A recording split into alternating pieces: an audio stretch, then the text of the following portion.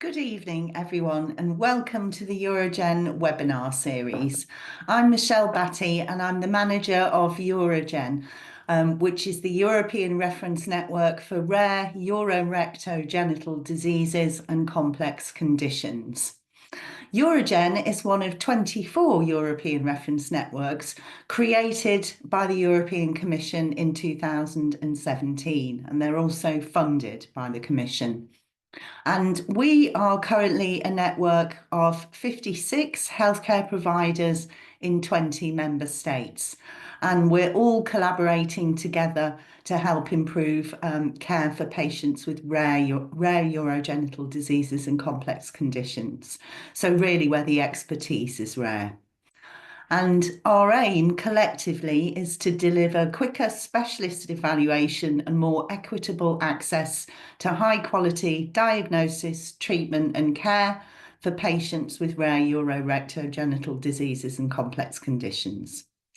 So what do we do together as a network? Well, some of our activities, I hope you noticed from the beginning, we have a tool called the Clinical Patient Management Tool, which is a secure IT platform provided to all the 24 ERNs by the European Commission. And it allows us to conduct completely securely cross-border virtual consultations on very tricky cases where it's really fruitful to pool the expertise across different member states. And I really encourage anyone to please contact the network if you have a difficult case. We'd be delighted to help and we can facilitate you to be a guest user of the system. And we do have a new streamlined version of CPMS, which has gone live. So really, we'd be very happy to have any cases received. We also write clinical guidelines together and clinical decision support tools. We also conduct training and education activities together. And also we are developing a patient registry. This is very exciting because it'll be a long-term sustainable tool which will bring together fragmented and scattered data across European countries and allow us for the first time to have some really comprehensive data sets which will feed the evidence for the guidelines and also allow us to conduct some really interesting research, I think, going forward. So thank you everyone for joining, and the title of the webinar this evening is going to be Prevention and Management of Iatrogenic Urethral Injuries.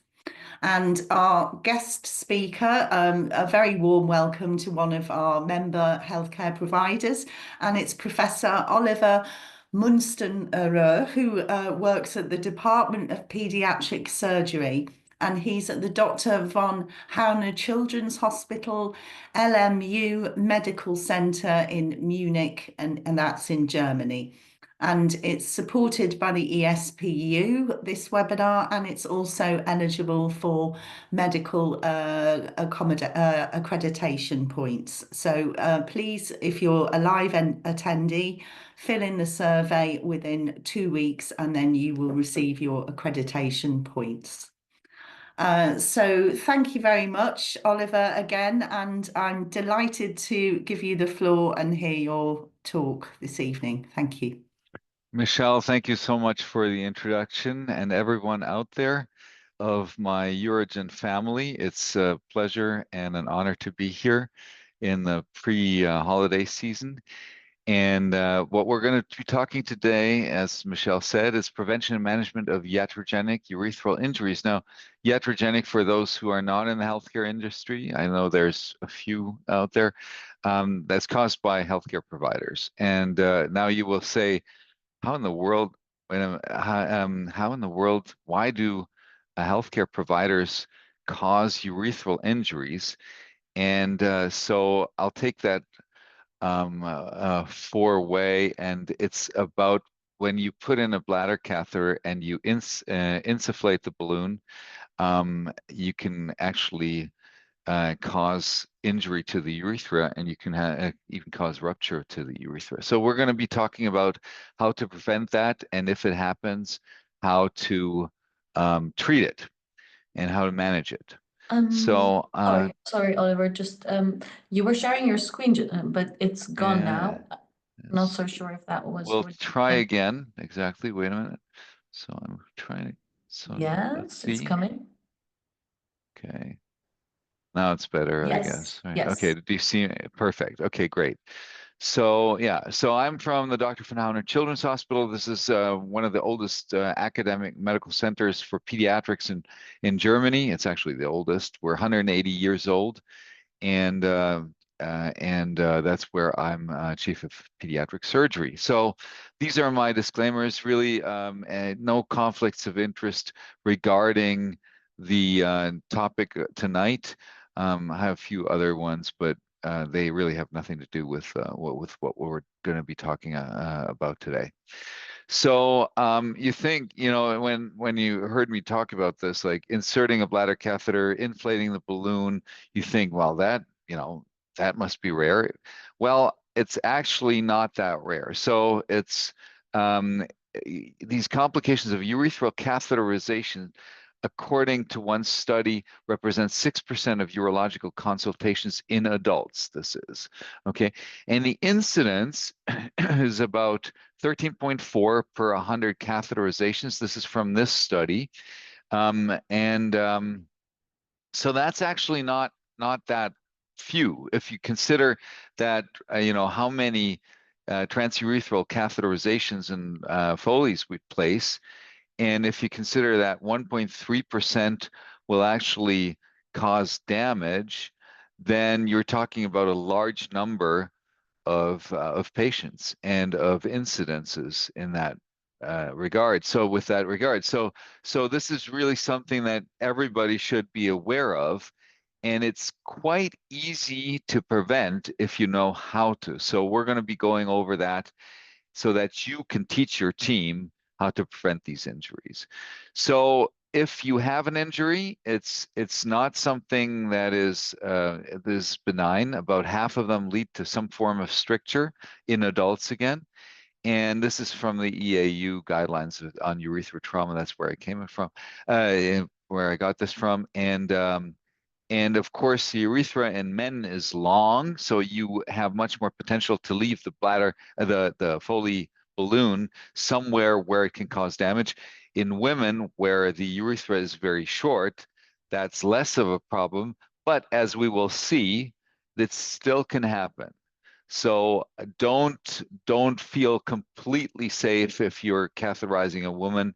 You still need to adhere to guidelines and be sure that your balloon is not in the urethra when you inflate it. So there's actually not that much data on this in the literature in kids. In adults, there is, but not in children. This is one of the few articles that is there, and it's actually the article with most cases, and they only have 6 cases. So, it's something that people don't like to talk about, I guess. It's a complication.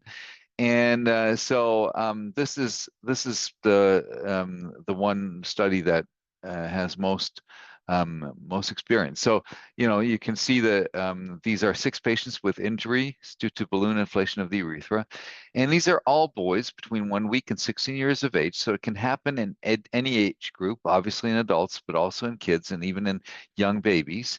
And so 3 were treated with a suprapubic diversion, and 3 were treated with a transurethral catheter.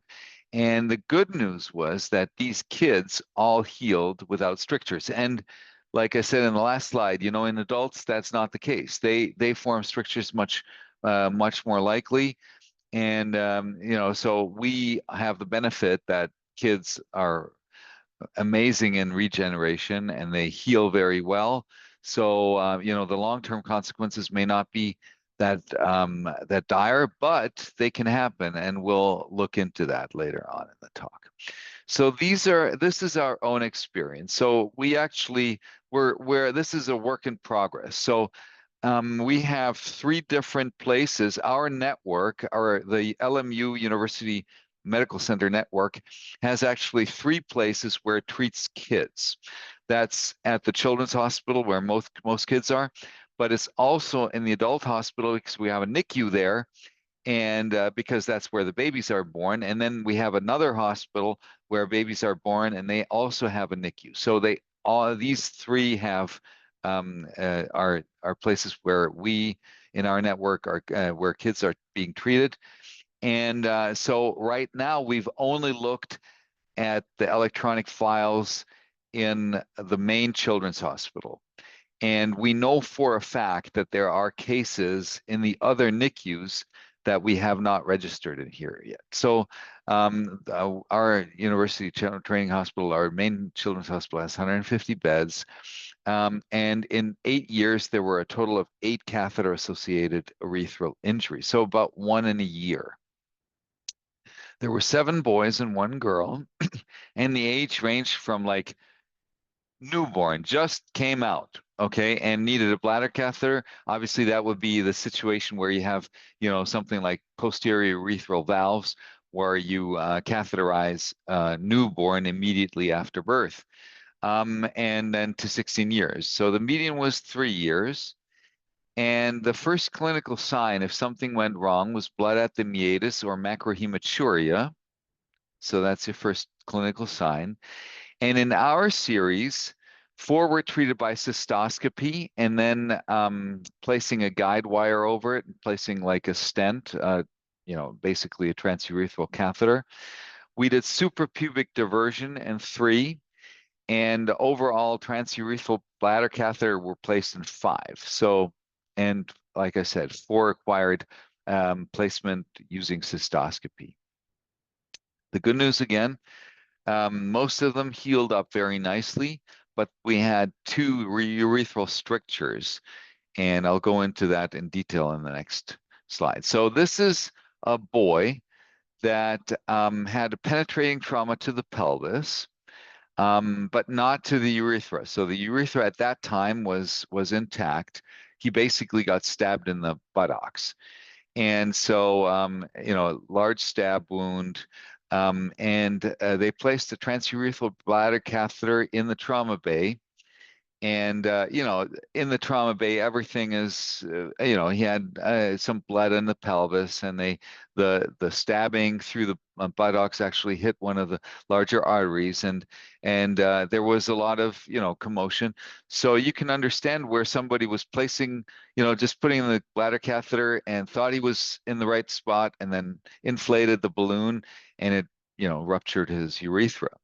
So that then we then that healed with the diverticulum. We placed transurethral bladder catheter. We actually did cystoscopy in him, and then he developed this diverticulum, and then it's strictured. And this is his VCUG, and you see in the urethral part, like the proximal urethra, just where it turns sort of the corner, that's where the stricture is. And it was pretty significant stricture. He couldn't avoid, so he got a suprapubic bladder diversion.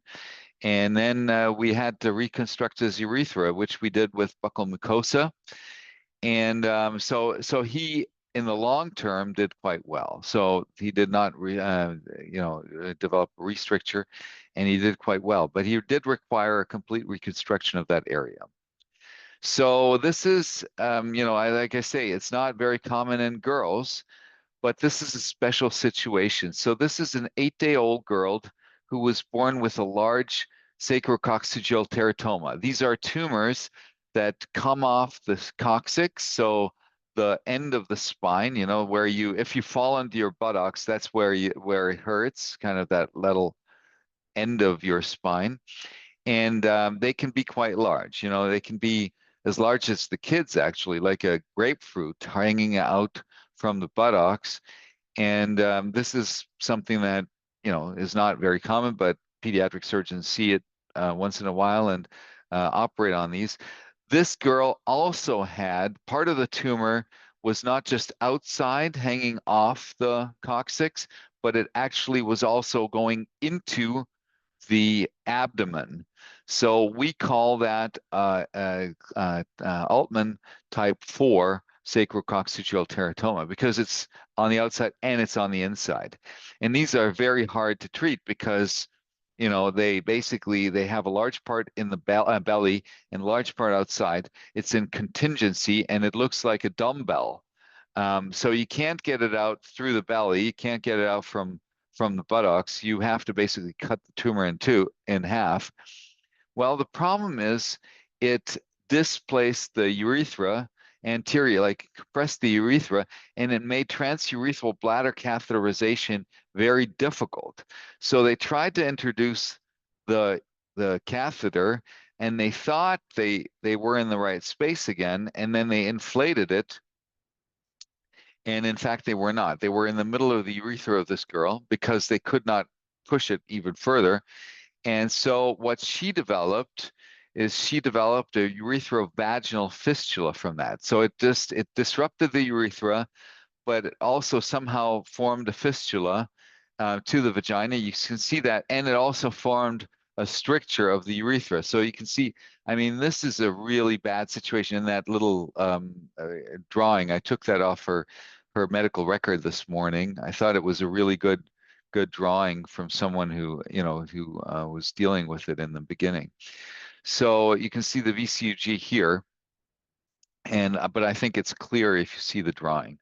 So she had a vesicostomy and then a reconstruction, and she required like 2 redos because it was just very difficult to do. You know, people with sacrococcygeal teratomas can have incontinence because just it also compresses the nerves. They often have neurogenic bladders, you know, and neurogenic bowel function as well. So incontinence. So you know, they have a risk factor anyways. But in her, you know, that certainly didn't help that she had that fistula and some operation in her you know, 2 operations in her bladder neck and that area. So you know, it's patent again. She does not. We closed her vesicostomy. She's having intermittent catheterizations now, but you know, but it was a significant, very severe injury. So you don't want this. And it can happen in girls if their anatomy is not normal because, for example, because of these tumors. So there are actually guidelines on urethral trauma at the EAU and published in European Urology. They're kind of old, and this algorithm is a little dry, I find, you know, a little theoretic. So if you suspect iatrogenic injury, you should do a urethrooscopy of like a cystoscopy essentially.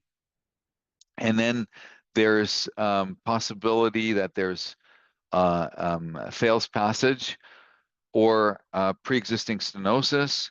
So if there's pre-existing stenosis, you go for a suprapubic drainage and diversion. And then if the stricture is short and flimsy, you can do an endoscopic optical incision by a cystoscopy. If the stricture is longer or denser, then there's no chance. You're not going to get this fixed endoscopically, and you will have to go for urethral reconstruction, whatever you want to do, you know, resection and anastomosis if that's possible, or something like we did in our patient with buccal mucosa. So on the other side, if you have a Fail's passage, you try to realign the urethra, and you can do that with your cystoscope. You can do it with a guide wire, or you know, either or. And then you over the guide wire, you will place a catheter as a stent, kind of let it heal around the stent. And then you'll wait a few weeks, and then there's 2 possibilities. Either there's no stricture, and you're going to say, hooray, and it was all worth it, and, you know, and fantastic. And you'll have to follow that person up carefully because the stricture can develop later on. So you're not out of the woods yet, and your patient's not out of the woods. And if there is a stricture, then you'll basically transition over to the right side of the algorithm, and then you know, look at if the stricture is dense or not, short or essentially long, and then decide what to do based on that. So it's basically urinary diversion So if you want to do, if you want to look at, so for diagnosis, you can do a retrograde urethrogram. If you do, always do it in 30 degrees oblique so that you'll see the entire urethra. And then you'll see if there's extravasation and if there is partial or complete disruption. And the key is early endoscopic realignment, placement through of a guide wire, and then letting the whole thing heal over a catheter as a stent. And then these guidelines basically say you should wait 1 to 2 weeks for partial injuries if there's just a little tear and extravasation, but the urethra is intact, it's in continuity, or if it's not and there's a complete disruption, then you should wait 3 to 6 weeks. Now, you can see these guys don't have any data on this either, like 3 to 6 weeks, whatever you feel like. But essentially, if it's completely disrupted, obviously you're going to leave it in for a longer period of time, for it to heal. So this is how you diagnose it, how you manage it. There are, the best treatment is really prevention. So how can you prevent this? And there are some of these guidelines very clearly state measures and sort of to-dos that you should adhere by in order to prevent this. For one thing, use the correct catheter size and length. And I'll show you a table for kids because in adults, it's easy because they're more or less, like whatever, 14 French catheter, 16 French catheter for a big person, maybe 14 French for a smaller person. In kids, it's much more complex and there's much more possibility of error because you can get it wrong and you can put too big a catheter into a baby, for example, and really cause damage. Always use generous amounts of lubrication. Never just jam it in there, okay? But use lubrication. I personally, everybody does it a little bit different. I take the syringe with the lubrication and I inject it into the urethra. It does two things for me. It lubricates the entire urethra. And secondly, it also distends it a little bit. So if there is a narrowing, it also distends it a little bit, and I find it easier to put it in. Other people, just squirt the lubrication on the sterile drape and this sort of wiggle the catheter around in it and then put it in. I like injecting it directly into the urethra at the meatus, kind of something I learned from people that taught me, I don't know, ages ago, far too long ago, but it served me well. So another thing, and that's something that's not intuitive because I actually like doing it. I like showing the medical students what a balloon looks like when it's inflated so that they have something in their mind, and they let them do it. And I sometimes test drive the balloon, like I, kind of put in fluid and then take it off, but it actually causes the balloon the way it's made is very compact. There's nothing in it. So it's exactly that made, it comes out of the box in exactly the size that it says on the carton. So if you test drive it, you disrupt that packaging and it actually expands. So you'll have a little bit more of a diameter at the balloon site. Now, it's probably irrelevant for most cases, but especially if you have the right balloon size. But if you have a tumor or a stricture or something just non-normal anatomy, it can make the difference. That one little millimeter, half a millimeter can make the difference and it can cause damage. So that's what they say, at least. Don't test drive the balloon before insertion. Always assess for possible baseline malformations, strictures, and trauma. So don't just jam something in there. Always think about, could there be a tumor? Could there be a stricture? Is this a normal anatomy? If not, then you may want to do it under cystoscopy or something, and or call someone, to help you with this. But always think about it. Don't take that for granted. And if there is blood at the meatus, that's damaged urethra until proven otherwise. Trauma victim, pelvic fracture, bladder meatus, you may want to do that rug, that retrograde urethrogram in 30 degrees obliquity, like 30 degrees oblique, in order to, make sure and know where your problem is or where it's coming from. It may be nothing. It may be coming from the kidney or whatever, but you want to see that urethra. And it's actually very easy for those who've done a rug. You just take a little bit of contrast into a syringe, put the tip of the syringe, slip tip to a syringe, not a Luer lock, one that just has that little slip tip. You put the tip into the urethra, you inject a contrast, you shoot a pelvic x-ray, essentially, a little bit in oblique view, 30 degrees oblique. You'll see the urethra and you can judge whether, there's any extravasation or damage to it.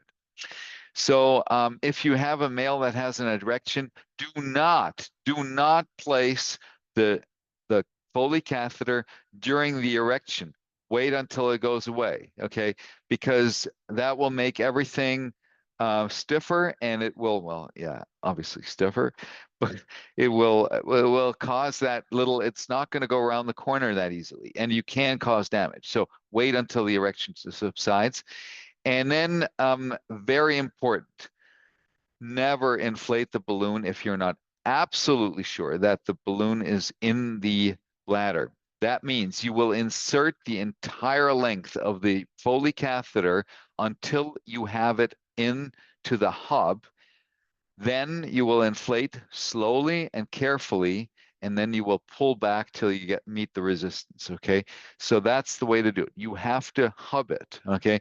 And there is actually an acronym for hubbing. Hub, there's a program, okay, by the American Urological Association. And then I do think that if you want to be part of UroGen, you should be excellent, okay? You should have excellence, and then you should have all those forms that we have to upload. But apart from those forms, you should have a protocol, a written protocol for difficult insertion of catheters. We certainly have that. And, and that will have all these things on there, and every new trainee will be able to do it. Now, we looked at our data, and the tragic thing is these are all injuries that happen due to people that had 1 or 2 years of experience, people that just came out of medical school. And we're not doing a good job in educating them before they have to do this at night. And so that's why we went to protocol. We have a clear, a standard operating procedure for this, and everybody can read it. And apart from that, I'm also working on yearly educational seminars like this one, where everybody just gets like a 15-minute brief on how to do this. So I told you I have a little, this is all on our protocol, on our standard operating procedure. And, there's like a table so that people can look at what is the correct size of your Foley or bladder catheter. Obviously you won't gonna have Foley and 5 French, but you can put a feeding tube in, and it should have 5 French in newborns, not bigger than that, And then if you're adolescent, it's essentially like adults, depending on how big they are. Okay. So this is something that is, I told you, that it's not a exact science. So they go like 1 to 2 weeks for partial disruptions and 3 to 6. This is actually a French group that looked at the adult patients, and they kind of looked at it and looked at the healing. So they went in in regular intervals and looked at the epithelialization, like the healing, and took pictures. And so this is kind of interesting because it's actually longer than you expected. It's 75% of these cases healed up completely after 6 weeks, 83 after 9 weeks, and 100 had healed after 12 weeks. So, knowing that, it's probably okay to go a little bit lower, but I would leave the catheter in longer if I can. 6 weeks is probably the minimum. And if it's a really bad complete disruption, you might want to leave it in longer. Now, kids heal easier and faster. We all know that. So for us in our pediatric world, it may be a little bit, you could probably go a little lower on these numbers and shorter intervals. So this is the hub program that I'm talking about. So this is such a problem that actually the American Urological Association has published a procedure, like also a kind of guideline, and that's the hub. So you always should hub it in, insert the catheter to the hub, always wait for the urine to return, and and inflate the balloon with sterile water after that. Only after you've hubbed it and you have urine return. If you don't, you do something else. You do cystoscopy, or you call someone, or you reassess. So there's actually an algorithm by this. This is something that we've used for our algorithm. I'm going to go over that. And there is, in adults, there is actually a study that looked at educational programs like I proposed, where we go over this once a year with all the new recruits and all the new residents and all the new pediatricians, because this often is not just a problem with pediatric surgeons, or actually not. It's really a problem of our pediatric colleagues. They put in the catheters in the babies, at night. So this is a study. It's not a terribly good study, because I wish they had calculated odds ratios and confidence intervals and that kind of thing. But what is important is the last thing here. So even though they haven't really done any good statistics, after they did their program, they halved their incidence of moderate urethral harm from 0.13 to 0.07%. Now that's much lower than the adult. It's actually a tenfold lower number, the incidence in their program, but maybe they were just more aware of this. So it's an interesting study, but unfortunately it kind of lacks the statistics on this. So take it with a grain of salt. So at our hospital, like I said, we have a guideline, we have an algorithm. So if a patient needs a transurethral catheter, think about it. Did that person have previous surgery? Is there a known urethral stricture? Is there complex anatomy? Is there a tumor or something like that? We want you to think about that. If there is, if it's yes, if there's no, then we check the age-appropriate catheter size. Like I said, we have a little the table that I showed you, and then we use general amounts of lubrication. We do not use any force, and we use the hub principle. Like, so we put it into the hub, we wait for urine to return, and then only then do we insufflate the balloon. If there's urine flowing, that's perfect. Then you block the balloon. And if not, then you don't block the balloon. If not, then you go to this side. And you actually can call the attending pediatric surgeon. And just for those who, we also do the urology here. So we do both. And and the attending will actually, either have someone come who's more experienced, or they will give you, or they'll come in themselves, whatever. And then there's certain possibilities. You can use a Coude catheter, you can use a guide wire, you can use cystoscopy, you can just say no. There's a huge teratoma there. We're not gonna fiddle around there and poke holes in anywhere where there may be tumor or not. We're just going to go for suprapubic access, and that's fine, and you'll have the attending there helping you. So, and then if there's no urine flowing, like I said, then you need to go to this side. This is our algorithm, very simple, and hopefully effective. We don't have that study yet where we actually looked at what the effect is. So this is a problem that people are working on, so there's actually some really cool and interesting data on this. So there's a group that actually try, theoretically, if you're blowing up a balloon in the urethra, you're not going to feel that. But if you use a very sensitive pressure measurement sensor, then you may find it. The pressure is going to be higher. And this group looked at it and looked at the pressure for filling pressures of the balloon when the catheter is blocked in a urethra, or is this a pig urethra? So don't worry, or in the bladder. So and then you can sort of make these put these graphs up. Very cool study, I think, and very cool equipment. Good idea. Now, this is also something. This is actually something that you can buy, but only for adults because it's only for bigger. So you can buy this single-use sort of. No, it's not single use. It's several use. So you can buy this thing where you slide a tiny, tiny, tiny, tiny little camera into the top into the Foley catheter, and of course you have to buy this special Foley catheter so that it has a port for the camera. And I'm sure they it's not cheap. But anyways, then you can actually look into the bladder. It's like doing a cystoscopy, and then you know where you are. There's also, safety devices. There's all kinds of safety devices, and people that are working on this. I'm not going to bore you with this, but what I'm saying is people are working on ways to diminish or lower the risk of urethral catheterization.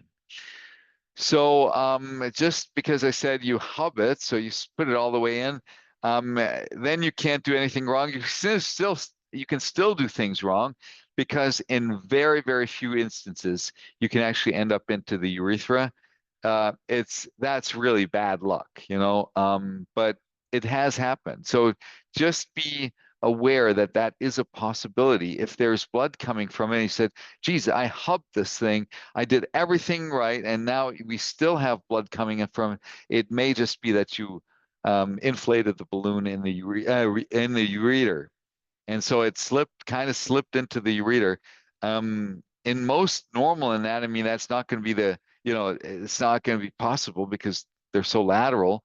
But hey, it can happen. It can happen depending on which direction you pull the penis, and if you're a little bit off center or something like that. So just beware. This is also a pitfall that can happen. It's very, very rare, obviously. So the take-home messages, okay? Catheter-associated urethral injuries in children are rare, but potentially serious, and most will heal without stricter or long-term issues, but they actually can cause damage. These complications may happen, and they may require even more complex procedures like urethral reconstruction. And I believe strongly that prevention is the best route of action. And so I think really that, I don't want to say it, but that may be one of the things that we should upload to the UroGen, to that Andalusian whatever thing where you have to put in because I think it's really important, because I think this is something that we should all do. Everybody in the UroGen network should have that. And honestly, we should all have the same. There's no reason for us doing one thing and somebody else doing it. So it's all the same, they're all urethras. They're no different, and whether they're in Belgium or in the UK or in Finland or in Germany or in Spain, all urethras. So I think especially, of course, if you're like in an environment where everybody's practicing for 20 years and they all know this, that's great. That's not our case. We live in a training environment. We have new recruits and new residents and new trainees come in every year. And and if you're in that kind of environment, you have to have guidelines. You should have a program where everybody gets to see a video on this, or I might even show them this video, and then just train them so that it doesn't happen. So that's it. This is my team. I'm very proud of them. They're great people. It's a pleasure for me to go and work with them every day. And and if there's any questions, I'm glad to answer them in the chat or online, or live. I don't know if we have live capabilities. But and if and if you listen to this offline later and you want to ask a question, just write me an email. Thank you. Great, thank you so much. We do have time for a live discussion. So I saw that already 2 questions came through. So if you open up the Q&A section, which is somewhere, for me, it's in the bar below, then you can see the 2 questions. And maybe if you could read them out loud, then everybody knows what's being Great. asked. Okay. Yeah. So I can stop sharing, right? So that we Yes, see each definitely. other. So so I'm stopping sharing. So Eftherios Samaropoulos is asking, using cautery or knife for urethral valves, PUV, in neonates, danger of urethral stenosis when cautery is used. Great question. I think lots of people have lots of very fond opinions on this and strong opinions of this. We use a cold knife, but maybe we're a little bit conservative. Certainly, people are using laser. You can you can use laser. You can use cautery. I don't like using cautery because I'm personally afraid of the spread of the heat and then causing strictures. But I know people, I know people that use cautery and they're fine with it. And we use a cold knife and we're fine with it. It's not, it's being debated. But I would say if you use cautery, you need to know what you're doing and don't put in too much energy and heat because it will spread. So this is Jorge Oliveros, and at the Children's Hospital in Guayaquil in Ecuador. Welcome. And I'm thinking, we're only Only in the Europe. We are U. international. Geez, bienvenidos, amigos. Congratulations to, I have the question. Is there a urethral injury with Foley catheter, do you recommend to place the latex or silicone catheter? Okay, that's a great question. Obviously, if your patient does not have a allergy, you can place whatever you have. Okay.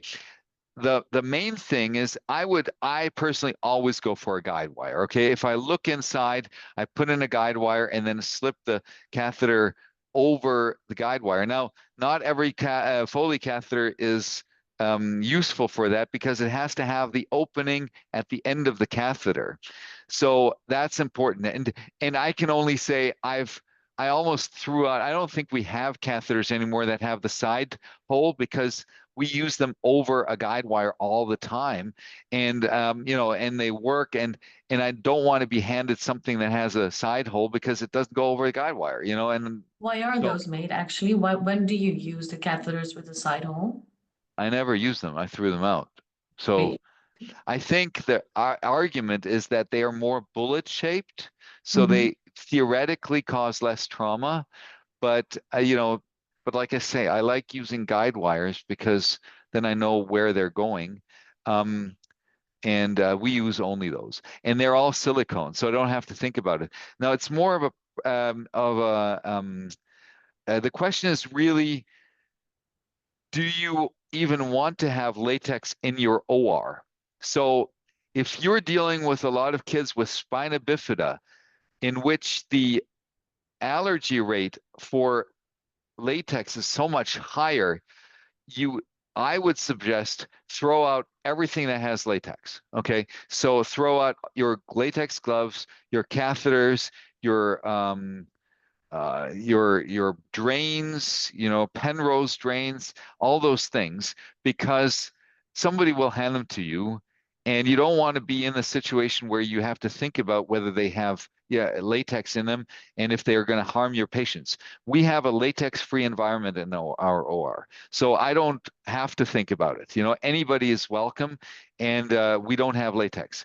So, I had this case where I was doing a I don't even know what was doing. I was doing something, I don't know, pyeloplasty or something. And I put in Penrose drain around the urethra, ureter, and I wasn't aware that the patient was latex allergic because we didn't know, and they had an anaphylactic reaction, and the kid lost blood pressure, and it was terrible until we figured out that was my drain causing the problem.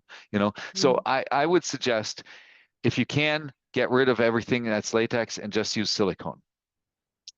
Next questions. Urethral trauma in children and urethral malignancy in adulthood. I don't know of any associations between urethral trauma in childhood and urethral malignancy in adulthood. I don't think there is. I wouldn't know why, because, unless there's a chronic inflammation or infection there, then I guess you could have it. Use of laser or PUV for ablation. Okay, we already talked about that. So I think you can use whatever you're familiar with, just with your the cauterization. Be Experience. careful. Yeah. Do you leave the stylet in the catheter during insertion? I do not leave it in and only remove it when I pull the I do leave it in and only remove it when I pull the catheter back after filling the balloon.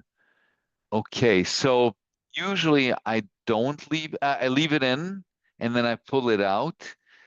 But honestly, since we changed, it's a good question, because I used to leave the stylet in, like that little thing, and then pull it out. But um, the ones that have the hole in the front, they don't have a stylet, so I don't have to think about it. I forgot that. Okay, but good. Thanks for reminding me. So I used to leave it in, but I don't anymore because of the catheters. Thanks for the. When you see the stenosis, you said to do a knife. How do you decide what versus urethral reconstruction surgery? That's a very so. I said, in the ones that have short distance, you can use a knife or whatever you want to do, like laser or something. And if they have a long distance, you need to do reconstruction. So if you look at it, you're not going to see the other side, right? So you'll have to do an imaging study. So you can do an imaging if you have some kind of a patency. Then you can just do a rug, or even, you can do a suprapubic VCUG, or something like that. If you have a suprapubic abscess, it's easy. And then it'll trickle down and it'll show you that if you don't have that, then you'll have to give contrast from above and below, and then take an X-ray. And you can do it in CT scan, or you can do it, conventional X-ray. Yeah. Clear. So, South Africa. Whoa. Wow. Welcome. So far away. Fantastic. So if the urethra does not tolerate injury, the urethra does not tolerate injury and trauma well, that's correct. Be gentle with it, and if iatrogenic trauma is suspected, divert. We will be happy to join any surveys you wish to conduct in the future. Just write me an email, that would be great to have you on board. So I agree, divert, or I still think you should, if you have the right size cystoscope, go in, look at it. If you can put a guide wire over it, you'll have to have some kind of stent in there anyways. So you don't primarily have to do a suprapubic diversion. You can just, kind of try to get the that guide wire in. If you get it in, use fluoroscopy. You'll see if you'll be in the bladder. Once you have the guide wire in, you can put a catheter over top of it, and you'll leave it in there, whatever you want to do. 3 weeks, 6 weeks, like the French study said, 12 weeks if you want to get 100%, whatever, just stent it a little bit. Time of repair by buccal graft after stricture approach. Mentioned urethrovaginal fistula. It has to be mature, it cannot be acute. It has to be, healed up. Otherwise, you'll be in a mess. If there's inflammation and trauma and bleeding and so on, you won't have fun. You should do it when it's well healed. Give yourself time. Accident of full catheter in patient. Oh yeah, I being treated for urethral stricture. Oh yeah, okay. same thing. You use your cystoscope, but you can also cause urethral trauma by pulling it out with the balloon inflated. And I mean, I don't even want to think of it. That must be very, very painful. But but it happens. I've not seen, somehow usually the balloon bursts or something, but sometimes it comes out, and I don't remember having somebody. It's interesting. I can't remember. Maybe someone out in the audience has, where the Foley was inadvertently pulled out with the balloon inflated. And Can be good. it's not good and it's painful, I'm sure. But Yeah. honestly, Wouldn't recommend. I've not seen an injury where, and maybe that I'm wrong. Maybe I don't know. So, Tapia from Mexico. Okay. And posterior urethral rupture due to trauma, which recommends early and delayed urethroplasty. You would do an urethroplasty. I would stand and wait. Most of these heal up, especially in kids. Maybe, kids are so resilient. They heal up so nicely. So most of them will heal. Time of injury and age of patient, especially injury in neonates. So I agree. And neonates have even better capacity to heal. So that's the good thing, So good. And then one comment rather than a question. So we have a comment. Let me see, this is jumping so much. One thing to bear in mind is that these balloon blocking syringes are not always filled with the exact amount of water. So bear in mind the max volume in the balloon as indicated by the manufacturer. Excellent comment. Look at it.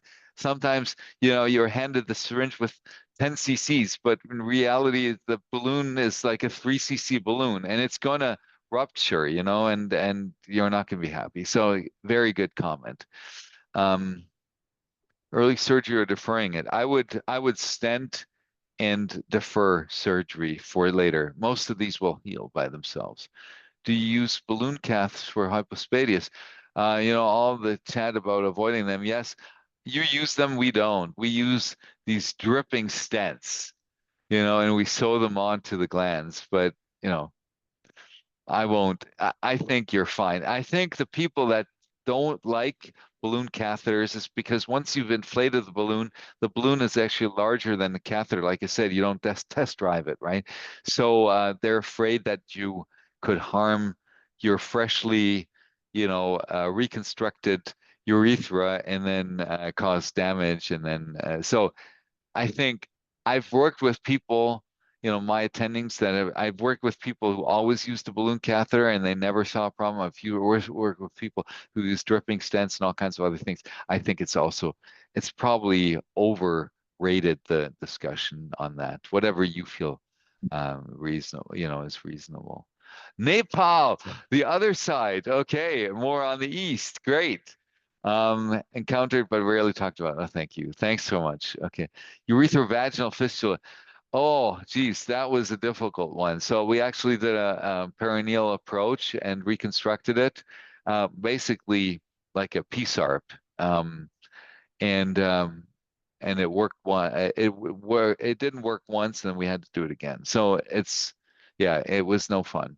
But that's our approach, PSARP essentially. I think Okay, that was it well, about the questions. I see a think lot that's of it. appreciation in the chats. Right. So And Parmita, we're actually 7 o'clock. We just made yes, it exactly 1 hour. very It's much good. on time. We did great. Okay, And thank you super. so much for the presentation. It was very interesting. You could see it from all the questions in the chat. So I would like to thank you for the presentation and thank the attendees for attending and for sending in your questions. I would like to mention that the webinar has been recorded, so I will be sending the link to the YouTube video tomorrow. I will post it on our channel, so make sure you follow us on YouTube for all our webinars. So the webinar is eligible for EACME accreditation. If you fill in the survey that we send out immediately after the session within 2 weeks' time, then you will get a certificate. I think that was everything I wanted to say. So yeah, thank you all for joining, and we will see you at our next webinar. Have a good evening. Thanks. Good evening. Bye. Bye.